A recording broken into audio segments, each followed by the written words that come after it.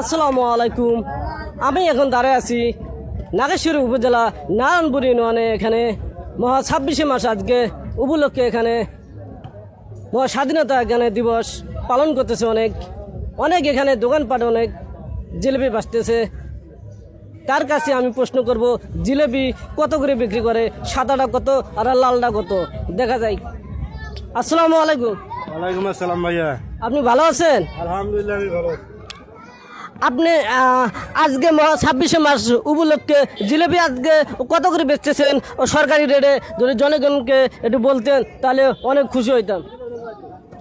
গুড়ে জিলেবি বেশি 200 টাকা কেজি, আর চিনি জিলেবি হলো 180 টাকা কেজি।